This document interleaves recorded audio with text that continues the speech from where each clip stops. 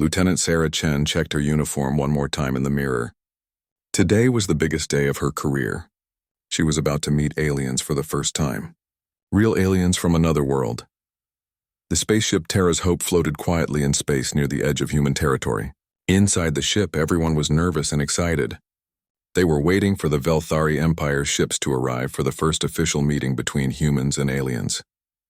Sarah worked as a xenobiologist. Her job was to study alien life forms. She had spent years learning about different types of life that might exist on other planets, but she had never actually seen any aliens before. No human had. Captain Rodriguez walked into the preparation room where Sarah was getting ready. He was a tall man with gray hair and worry lines around his eyes. "Are you ready for this, Chen?" he asked. "As ready as I can be, sir," Sarah replied. "I've read every report we have about the Velthari. They seem to be very polite and formal. They follow strict rules about how to behave in social situations." "Good. Remember, this meeting could decide whether humans and the Velthari become friends or enemies. Everything has to go perfectly." Sarah nodded. She understood how important this was. The Velthari Empire controlled a large part of the galaxy. If humans could become their allies, it would mean safety and new technology for Earth. If things went wrong, it could mean war. 2 hours later, the Velthari ships arrived. Sarah watched through the window as 3 beautiful crystalline vessels approached. They looked like giant gemstones that could fly through space. The ships were elegant and smooth, unlike the metal boxes that humans built. "They're beautiful," Sarah whispered to herself. The main Velthari ship connected to Terra's Hope through an airlock. Sarah could hear strange musical sounds coming from the other ship. The universal translator devices that everyone wore on their ears were already working to turn the alien language into English. The diplomatic team gathered in the main ceremonial hall. This was the nicest room on the ship, decorated with flags from all the nations of Earth. Captain Rodriguez stood at the front wearing his best uniform. Sarah and 5 other scientists stood nearby, ready to observe and take notes. The airlock opened with a soft hiss. The first alien stepped into the room. Sarah gasped. The Velthari were nothing like she had imagined. The alien was tall, about 7 feet high, with a body that looked like it was made of living crystal. Light seemed to move through its transparent skin in beautiful patterns. It had 4 arms and wings that looked like stained glass windows. Its head was elegant and angular, with large eyes that sparkled like diamonds.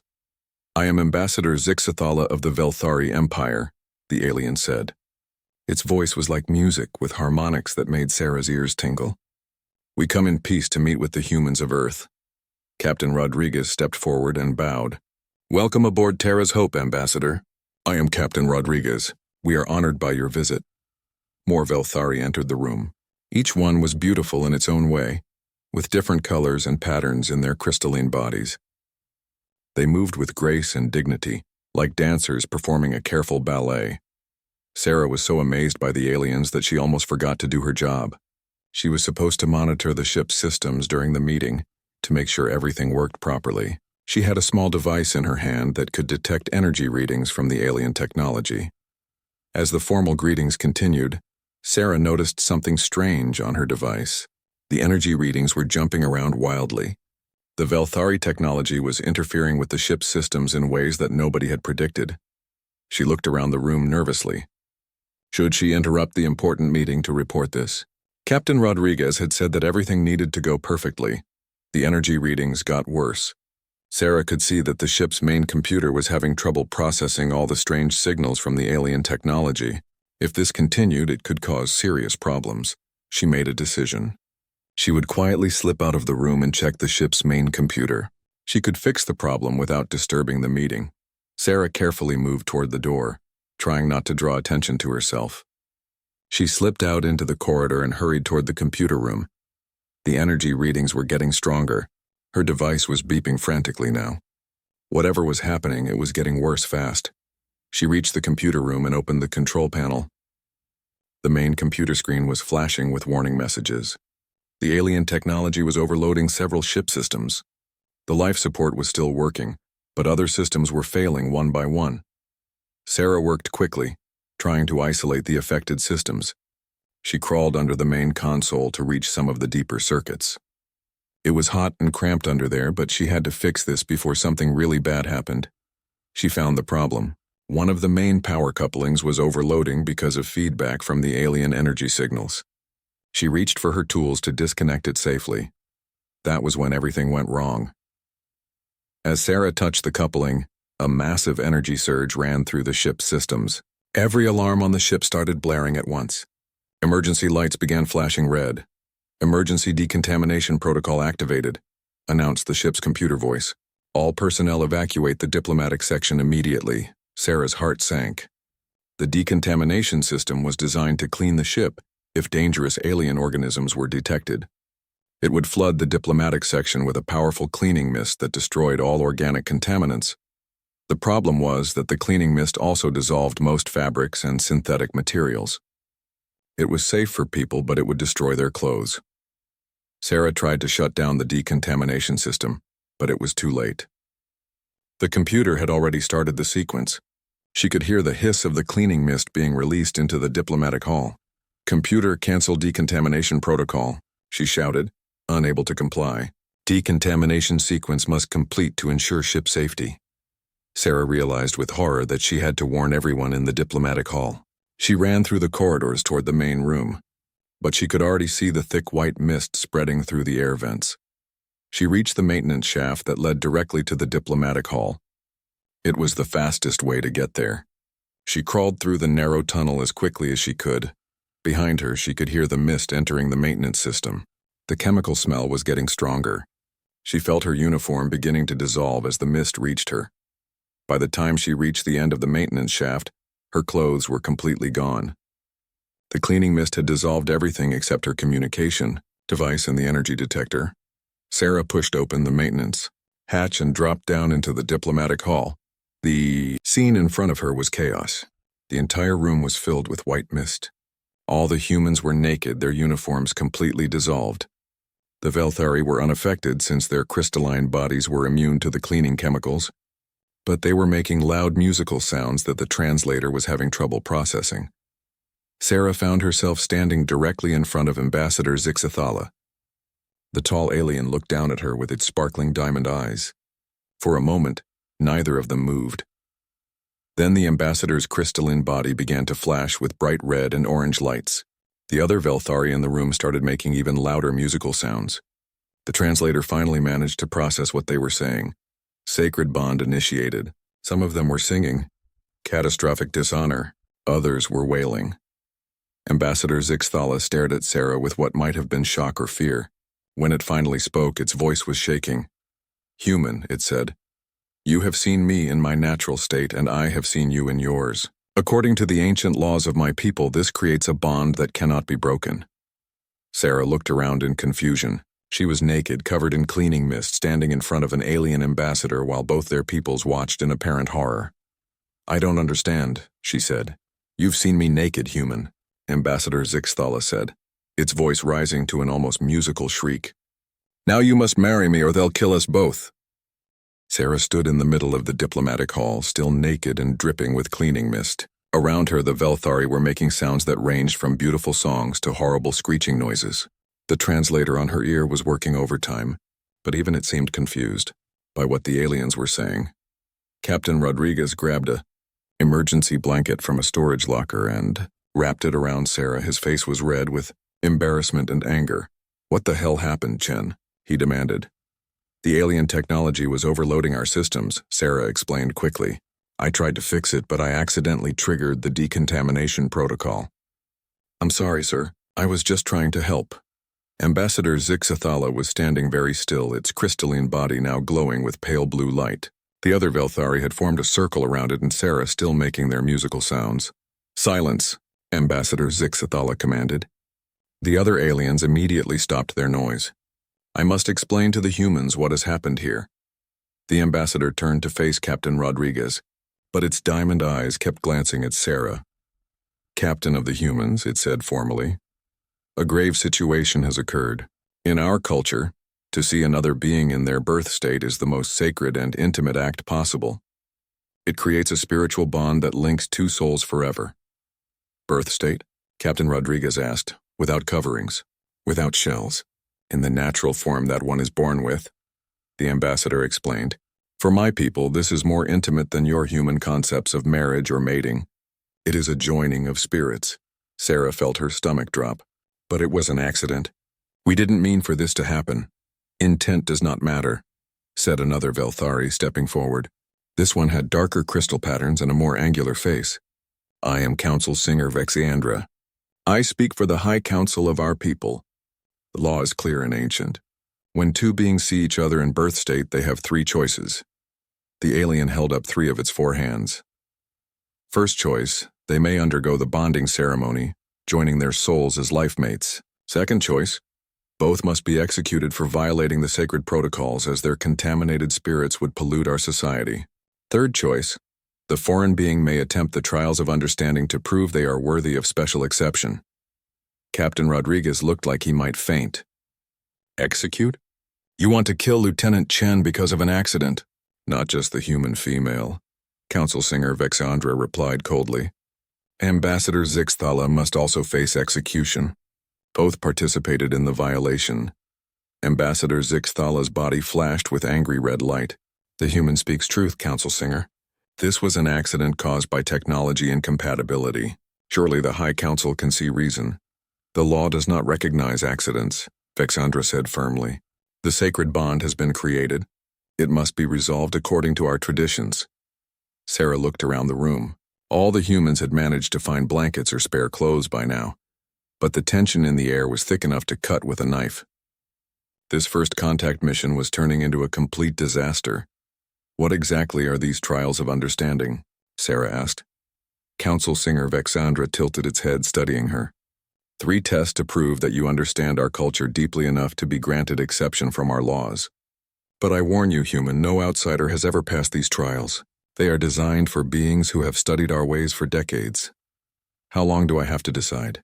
Sarah asked. The decision must be made before our ships leave this location, Ambassador Zixithala said quietly. That gives you one of your Earth days. Captain Rodriguez pulled Sarah aside, away from the aliens. Chen, this is insane, he whispered. We can't let them kill you over an accident. Maybe we should just leave, take the ship and go back to Earth. They'd probably see that as an act of war, Sarah replied. Besides, look at their ships. They're more advanced than us. If they wanted to stop us from leaving, they probably could. So what do you want to do? Sarah looked back at the Velthari. Ambassador Zixthala was arguing quietly with Council Singer Vexandra. The other aliens were watching everything with intense interest. I want to try the trials, Sarah said. Are you crazy? You heard what they said. Nobody has ever passed these trials. Maybe nobody ever had the right motivation, Sarah replied. If I don't try, they'll kill both me and the ambassador.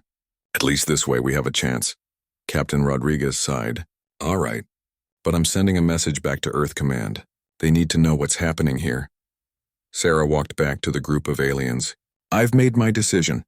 I want to attempt the trials of understanding. Council Singer Vexandra's crystalline face showed what might have been surprise. You are certain? The trials are not easy, and failure means death for both you and the ambassador. I'm certain. Ambassador Zixithala stepped closer to Sarah. Human Sarah, you do not have to do this for my sake. I violated protocol by not warning your people about our customs. My fate is my own responsibility. No, Sarah said firmly. This happened because I was trying to fix a problem. I'm not going to let you die because of my mistake. The ambassador's body glowed with warm golden light.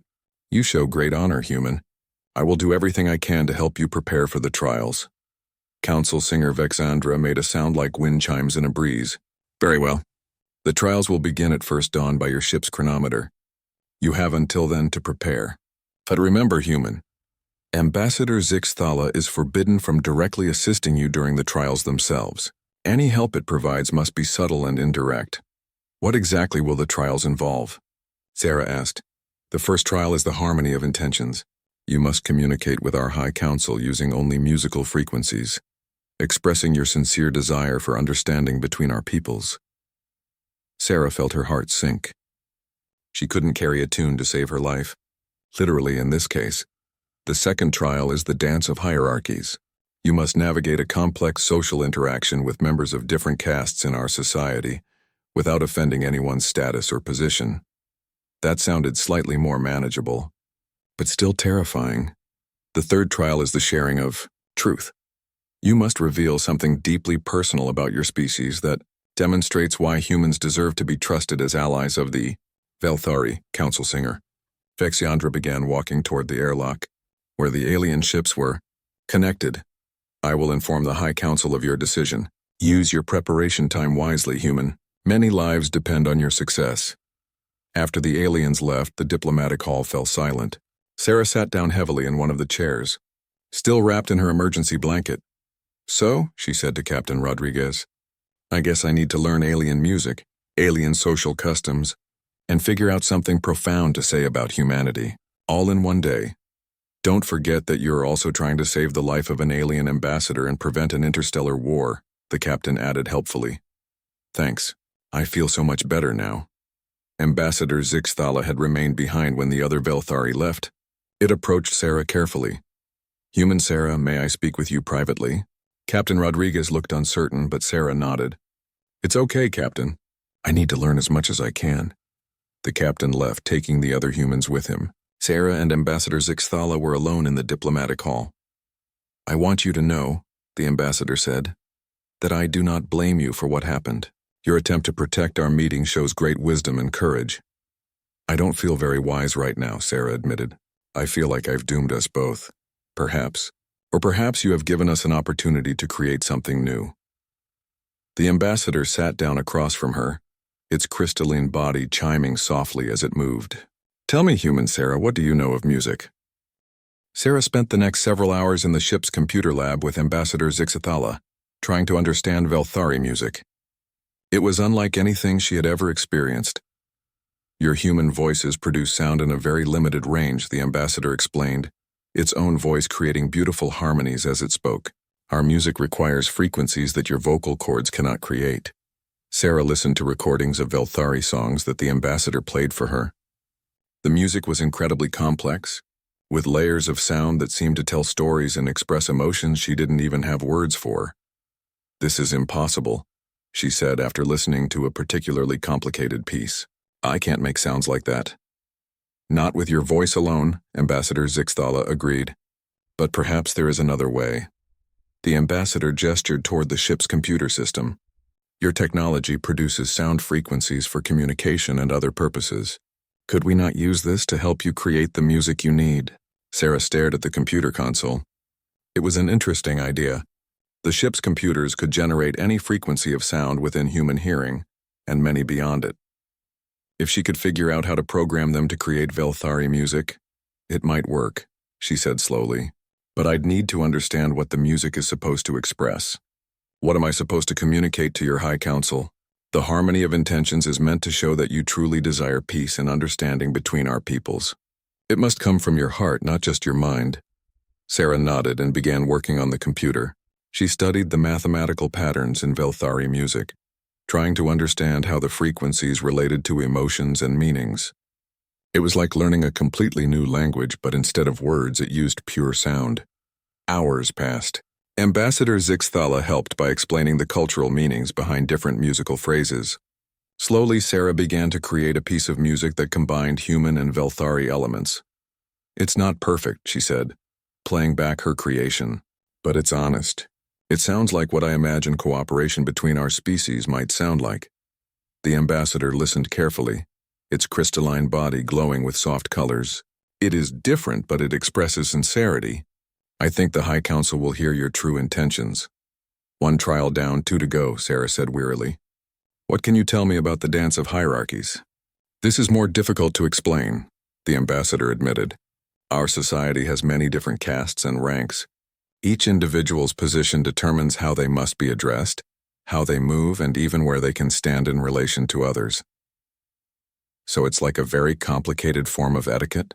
More than that, it is a physical representation of our social structure. Every gesture has meaning. Every position in the room communicates respect or disrespect. Ambassador Zixthala began to demonstrate, moving around the room in what looked like a slow, graceful dance. Each movement was precise and meaningful. A high singer must never turn their back on a council singer, but they may turn sideways to show respectful awareness. A wing-touched may only approach a high singer if invited, and then only to a distance of 3 body lengths. Sarah watched, trying to memorize the complex movements. How am I supposed to learn all of this in a few hours? You cannot learn all of it, the ambassador said honestly. But you can learn enough to show respect and avoid major insults. The key is to move slowly and carefully, and to watch the reactions of others. They practiced for hours. Ambassador Zixthala taught Sarah basic positions and movements, along with the meanings behind them. Sarah's human body couldn't replicate the graceful wing movements of the Velthari, but she could learn to bow correctly and position herself appropriately. Remember, the ambassador said, if you are uncertain, choose humility. It is better to show too much respect than too little. As the time for the trials approached, Captain Rodriguez came to check on Sarah's progress. How are you feeling? He asked. Terrified, Sarah admitted. But I think I understand enough to have a chance. What about the message to Earth Command? Sent, the captain replied. But it will take days for them to receive it and respond. We're on our own for now. Ambassador Zixthala stood up. It is time. The High Council is ready to begin the trials. Sarah took a deep breath. She had changed into a simple, respectful outfit and programmed her musical piece into a portable computer device. It wasn't much, but it was the best she could do. They walked to the airlock where the Velthari ships were connected. As they passed through into the alien vessel, Sarah was amazed by what she saw.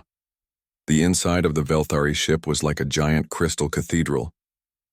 The walls, floor, and ceiling were all made of transparent materials that refracted light into beautiful patterns. Soft music played constantly in the background, and the air itself seemed to shimmer with energy. Welcome to the Song of Truth, Ambassador Zixthala said. Our flagship and mobile council chamber. They entered a large central room where 12 Velthari were waiting. Sarah recognized council singer Vexandra, but the others were new. Each one was different, with unique crystal patterns and colors. Some were tall and elegant, others were shorter and more compact. A few had wing configurations she had never seen before. Human Sarah, council singer Vexandra announced, You stand before the High Council of the Velthari Empire. Are you prepared to undergo the trials of understanding? I am, Sarah replied, trying to keep her voice steady. Then let the first trial begin. You will now attempt to communicate your intentions through the harmony of intentions. Sarah activated her computer device. The first notes of her human Velthari musical composition filled the crystal chamber. The sound was unlike anything that had ever been heard in this place before. Her music began with simple human melodies, representing Earth and humanity's desire to explore and learn. Then it incorporated Velthari harmonics that she had learned, showing respect for their culture and wisdom. The two musical styles wove together, sometimes clashing, sometimes blending perfectly. As the music played, Sarah spoke in rhythm with the melody, using both English and the few Velthari words she had learned. We come from a young world, she sang, seeking friendship among the stars. We are different, but difference can create beauty. Together we can make music that neither could create alone. The High Council listened in complete silence. When the music ended, they began to discuss among themselves in rapid, complex harmonies that the translator couldn't follow. Finally, council singer Vexandra spoke. Your music is unusual. It breaks many traditional rules of harmony, but it expresses genuine emotion and sincere desire for cooperation. The first trial is passed. Sarah felt a wave of relief, but there was no time to celebrate. The second trial begins now. Vexandra continued. You must demonstrate your understanding of proper social interaction. The other council members arranged themselves around the room in a complex pattern. Sarah realized that each one's position represented their rank and status in Velthari society. Approach High Singer Morthusis and request permission to address the council, Vexandra instructed. Sarah looked around the room, trying to identify which alien was the High Singer. Ambassador Zixthala had explained that High Singers typically had the most elaborate wing patterns, but several of the council members had impressive wings. She watched their body language carefully, looking for the subtle clues that Zixthala had taught her. One of the aliens near the center of the room held itself with particular dignity, and the others seemed to orient themselves in relation to its position. Sarah approached slowly, stopping at what she hoped was the appropriate distance. She bowed in the formal manner that Ambassador Zixthala had taught her. High Singer Morthusis. she said carefully. I request permission to address the council with words of truth and friendship. The high singer studied her for a long moment, then made a graceful gesture with its wings. Permission granted, young human. Speak your truth. Sarah moved to the center of the room, being careful not to turn her back on any of the higher-ranking council members. She positioned herself according to the rules she had learned, showing respect to each member based on their apparent status. I stand before you not as a representative of humanity's power, but as an example of our desire to learn. We know we are young and inexperienced compared to your ancient civilization, but we hope that our eagerness to understand can be valuable to you. She turned slowly, addressing different members of the council based on their ranks. We offer our friendship freely, without demanding anything in return except the chance to prove ourselves worthy of it. High Singer Morthesis nodded approvingly. Your movements show respect and your words show wisdom. The second trial is passed. Sarah felt another wave of relief, but she knew the hardest trial was still to come. The third trial begins now. Council Singer Vexandra announced, You must share a truth about humanity that demonstrates why we should trust your species. This was the moment Sarah had been dreading. What could she say about humanity that would convince these ancient, sophisticated beings that humans deserve to be their allies? Sarah stood in the center of the crystal chamber, surrounded by the 12 members of the High Council. The weight of their attention felt heavy on her shoulders. This was her last chance to save both her life and Ambassador Zixthala's. The sharing of truth, Council Singer Vexandra said solemnly, requires you to reveal something about humanity that shows your species' true nature. It must be honest, even if it is not flattering. Deception will be detected and will result in immediate failure. Sarah took a deep breath. She had thought about this during her preparation time, and she knew what she wanted to say. It was risky, but it was the truth. High Council of the Velthari, she began, I will tell you about the greatest strength and the greatest weakness of humanity. They are the same thing. The council members shifted slightly, their crystalline bodies creating soft musical sounds as they moved. Humans have a strange ability to love and care for beings who are completely different from themselves. We call this empathy. It allows us to form bonds with creatures who don't share our genetics, our culture, or even our biology. Sarah paused, looking at each council member in turn. On Earth, humans keep animals as companions. We feed them, protect them, and mourn when they die, even though they cannot speak our language or understand our complex thoughts. We risk our lives to save whales in the ocean, birds in the sky, and wolves in the forest. We do this not because these creatures can help us, but because we feel connected to all life. High Singer Morthesis tilted its head. This is your strength? Yes, but it's also our weakness. This same empathy causes us to fight wars to protect strangers. We cannot ignore suffering even when logic tells us we should. We will sacrifice our own safety and resources to help beings we have never met. Sarah felt her voice growing stronger as she continued. When I saw Ambassador Zixthala in trouble because of my mistake, I couldn't just walk away. My empathy wouldn't let me. Even though the ambassador is not human, even though we had just met, I felt responsible for its safety. Council Singer Vexandra made a sound like wind chimes. You say this is also a weakness, how so? Because it makes us unpredictable. It makes us emotional. It causes us to make decisions based on feelings rather than pure logic. Some species might see this as primitive or dangerous. Sarah stepped closer to the council, lowering her voice. But I believe this is why humanity should be trusted. When we form bonds of friendship, they are real. They come from our hearts, not just from political advantage. If the Velthari become our allies, humans will protect you not because we have to, but because we will genuinely care about your welfare. The chamber fell silent except for the soft background music that always played on Velthari ships.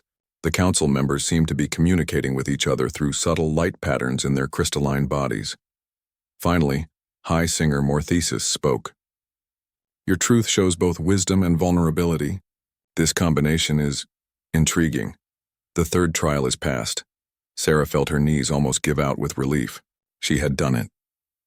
She had passed all 3 trials, but her celebration was short-lived. A new voice spoke from the entrance to the chamber. I call challenge protocol. Everyone turned to see a new Velthari entering the room. This one was darker than the others, with angular crystal formations that looked almost like armor. Its voice was harsh and discordant compared to the musical tones of the other aliens. Warsinger Kethmore, Council Singer Vexandra said with obvious displeasure. You were not summoned to this proceeding. I have the right to call challenge protocol when I believe the High Council is making a decision that threatens our civilization, Kethmore replied. And allowing these chaotic humans into our society is exactly such a threat. Ambassador Zixathala stepped forward. Warsinger, the human has passed the trials fairly. The ancient laws require that she be granted exception status. The trials are meaningless. Kethmore's voice rose to an almost painful pitch. They were designed for beings who understand order and harmony. These humans are chaos incarnate. Look what happened just from one of them touching our technology. They will destroy everything they touch. Warsinger Kethmore moved to the center of the chamber, forcing Sarah to step back. Humans fight wars among themselves constantly. They pollute their own world. They cannot even maintain harmony within their own species. How can we trust them with the secrets of our civilization? Several of the council members began making uncertain musical sounds. Sarah realized that Kethmore's words were having an effect on them. Furthermore, Kethmore continued, Ambassador Zixathala has been contaminated by extended contact with this human. Its judgment can no longer be trusted. Both the human and the ambassador must be executed as originally required by law. That's enough, Sarah said loudly, surprising everyone including herself. If you want to challenge my right to live, then let's do this properly. Kethmore turned its angular head toward her. What do you mean, human? Sarah thought quickly. During her preparation time, Ambassador Zixathala had mentioned various Velthari customs and laws. One of them had stuck in her memory. You said that humans are chaotic and destructive. But you're wrong. Humans are problem solvers. We thrive on challenges that seem impossible. So I challenge you to give us a problem that requires both human chaos and Velthari order to solve. The Warsinger's body flashed with angry red light. You dare to challenge me? I dare to challenge your narrow thinking, Sarah replied. If Ambassador Zixathala and I can work together to solve a crisis that neither humans nor Velthari could handle alone, will you accept that cooperation between our species has value? Council Singer Vexandra looked intrigued. What sort of crisis do you propose? Sarah's mind raced. She needed something dramatic enough to prove her point, but realistic enough to actually accomplish. At that moment, an alarm began sounding throughout the Velthari ship. The lights in the chamber changed from their normal soft colors to urgent yellow. Emergency signal from colony world Thexandora, announced a voice through the ship's communication system. Massive asteroid approaching. Impact in 6 hours. Evacuation impossible. Requesting immediate assistance. Warsinger Kethmore's body went completely dark. Thexandora has over 2 million citizens. Our deflector ships are too far away to reach them in time. Highsinger Morthesis stood up quickly. How large is the asteroid? Approximately 15 kilometers in diameter, the communication voice replied. Too large for standard deflection techniques. Sarah felt her heart racing, but this was exactly the opportunity she needed. There's your crisis, she said to Warsinger Kethmore. 2 million Velthari lives at stake. Your ships can't handle it alone, and my ship certainly can't handle it alone. But maybe working together we can find a solution. Kethmore stared at her with its dark crystal eyes. You would risk the lives of 2 million of my people on your untested theories about cooperation? You would let them die rather than accept help from a human? Sarah shot back. The chamber erupted in musical chaos as all the council members began talking at once. Finally, Highsinger Morthesis called for silence. The situation is clear, it announced. We have a crisis that requires immediate action. Warsinger Kethmore, do you accept the human's challenge? Kethmore was silent for a long moment. Finally, it spoke, I accept. But when this fails, and those people die because of human incompetence, their blood will be on your hands, not mine. Ambassador Zixathala moved to stand beside Sarah. Then let us begin. We have less than 6 hours to save 2 million lives. Sarah looked at the ambassador, then at the council, then at Warsinger Kethmore. No pressure at all, she muttered to herself. And then louder, all right, let's go save a planet. Sarah and Ambassador Zixathala rushed back to the Terra's Hope, followed by several Velthari engineers and Warsinger Kethmore. The High Council had given them access to all Velthari technology and data about the asteroid crisis. Captain Rodriguez met them at the airlock, his face grim. I heard the emergency broadcast. How bad is it? 2 million people are going to die unless we can deflect a 15-kilometer asteroid in less than 6 hours, Sarah said quickly. No pressure.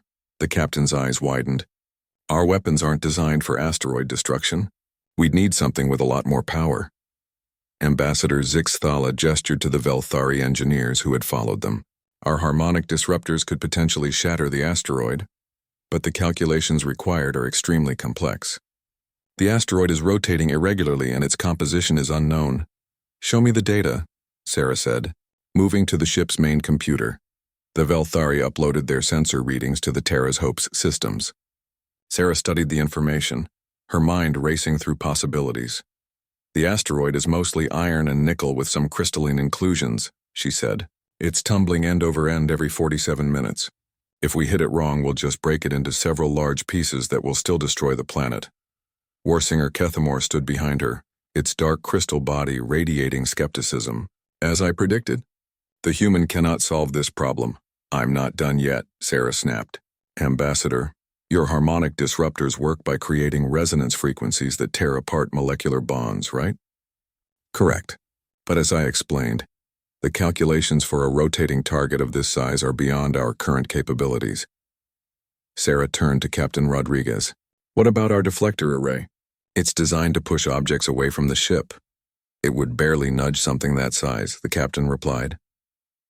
I'm not thinking about pushing it, Sarah said, her voice getting excited. I'm thinking about using it to stop the rotation. Ambassador Zixthala's body began to glow with interest. Explain. Sarah pulled up a 3-dimensional display of the asteroid. If we can use our deflector array to counteract the asteroid's rotation, it would stop tumbling. Then your harmonic disruptors could target specific weak points in the crystal structure. But the deflector array isn't powerful enough to stop that much rotational momentum, Captain Rodriguez protested. Not alone, Sarah agreed. But what if we combined it with Velthari gravity manipulation technology? One of the Velthari engineers who had been quietly listening stepped forward. I'm Engineer Nimitara. The human suggestion has merit, but it would require perfect synchronization between our technologies. Warsinger Kethmore made a harsh sound. Impossible. Human technology is too crude to interface with our systems. Actually, Sarah said, pulling up data from her earlier experiments, I've already been working on compatibility issues. When I was trying to fix the energy feedback problem, I learned a lot about how our technologies interact. She began typing rapidly, pulling up the calculations she had been working on. Look, our deflector array operates on focused electromagnetic fields. Your gravity manipulators use crystalline resonance to create controlled distortions in space-time. If we modulate our field frequency to match your crystal harmonics. Ambassador Zixthala studied Sarah's work, its body glowing brighter. This could work, but the timing would have to be absolutely perfect. One miscalculation and we could make the asteroid's trajectory even worse. How long do we have? Sarah asked. Engineer Nimitara checked its instruments. 4 hours and 37 minutes. Then we'd better get started. The next few hours were the most intense of Sarah's life. She worked alongside the Velthari engineers, combining human and alien technologies in ways that had never been attempted before. The hardest part was the communication. Human engineering was based on trial and error, rapid prototyping, and intuitive leaps. Velthari engineering was based on precise mathematical calculations, careful testing, and methodical implementation. No, no, no, Engineer Nimitara sang in frustration as Sarah made another quick modification to their shared system. You cannot simply add a power coupling without calculating the harmonic resonance effects. Look, we don't have time for a full mathematical analysis, Sarah replied, her hands flying over the computer controls. Sometimes you have to trust your instincts and make it work. Warsinger Kethmore watched from the corner, occasionally making comments about human recklessness and the inevitable failure of their plan. Ambassador Zixthala served as a bridge between the two approaches, translating Sarah's intuitive leaps into mathematical terms that the other Velthari could understand. The human suggests that we can compensate for harmonic distortions by adjusting the phase variance in real time, it explained to Engineer Nimitara. It is unconventional, but the underlying principle is sound. With 2 hours remaining, they had created a hybrid system that combined the Terra's Hope's deflector array with 3 Velthari gravity manipulation devices. The plan was to use the combined systems to stop the asteroid's rotation, then hit it with precisely timed harmonic disruptors to shatter it into small pieces that would burn up in the planet's atmosphere. "Are you ready?" Captain Rodriguez asked. Sarah looked at the status displays. Everything was as ready as they could make it. But there were still a dozen things that could go wrong. "As ready as we'll ever be," she said. The combined human Velthari fleet moved into position around the incoming asteroid. Sarah watched the tactical display as the massive rock tumbled through space toward the inhabited planet. "Beginning rotation stabilization sequence," she announced. The deflector array powered up, sending focused electromagnetic fields toward the asteroid. At the same time, the Velthari gravity manipulators created space-time distortions that pushed against the asteroid's rotational momentum. At first, nothing seemed to happen. The asteroid continued its chaotic tumbling motion. "Increase power to deflector array," Sarah called out. "Warning, operating beyond safe parameters," the computer responded. "Do it anyway." Slowly, incredibly slowly, the asteroid's rotation began to change. The chaotic tumbling became more regular, then gradually slowed. "It's working," Engineer Nimitara sang excitedly. "Rotation stopped," Ambassador Zixthala announced. "Harmonic disruptors ready to fire." "Wait," Sarah said, studying the sensor readings. "Something's wrong. The asteroid's internal structure is more complex than we thought. If you fire the disruptors now, it won't break apart evenly." "What do you suggest?" Ambassador Zixthala asked. Sarah thought quickly. The crystal inclusions in the asteroid weren't randomly distributed. They formed a pattern almost like a natural fault line. We need to hit it in sequence, not all at once. Start with the crystal formations at the North Pole, then work your way down in a spiral pattern. War singer Kethmore spoke up for the first time in hours. "That is not how harmonic disruptors work. They are designed for simultaneous firing to create maximum resonance." "Trust me," Sarah said. "Sometimes the best way to break something apart is to start small and let the cracks spread naturally." Ambassador Zixthala looked at the sensor data, then at Sarah. "Your human intuition says this will work? My human intuition says it's our best chance. Then we try it your way." The Velthari ships repositioned themselves around the asteroid. At Sarah's direction, they began firing their harmonic disruptors in a careful sequence, targeting specific crystal formations. The first blast created a small crack near the asteroid's north pole. The second blast, aimed at a crystal cluster a few kilometers away, made the crack spread. The third blast split the crack into multiple fractures. "It's working," Sarah whispered, hardly daring to believe it. Over the next 20 minutes, the asteroid slowly came apart like a puzzle being disassembled. Each blast created new cracks that connected with existing ones, until the massive rock was reduced to thousands of small fragments. "All fragments are below critical size," Engineer Nimitara reported. "They will burn up completely in the planet's atmosphere." A cheer went up from the human crew. Even the Velthari made musical sounds that the translator interpreted as celebration. War singer Kethmore stood silently for a long moment, staring at the tactical display that showed the scattered asteroid fragments. Finally it spoke. "I was wrong about humans." Sarah turned to look at the dark crystalled alien. "Your chaos and our order," Kethmore continued. "Together they created something that neither could achieve alone. You have saved 2 million of my people. I owe you a debt that cannot be repaid." "You don't owe me anything," Sarah said. "That's what allies do for each other." High Singer Morthesis's voice came over the communication system from the Velthari flagship. "The crisis has been resolved. The challenge protocol is satisfied. Sarah Chenevert, you have proven that cooperation between our species is not only possible, but beneficial." Ambassador Zixthala moved to stand beside Sarah. "The High Council declares that the bond created by our accidental meeting is transformed into something new, a bond-friend relationship.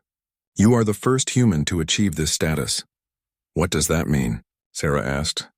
"It means that you are considered an honorary member of Velthari society. More importantly, it means that your species has proven itself worthy of friendship and alliance." Council Singer Vexandra's voice joined the conversation.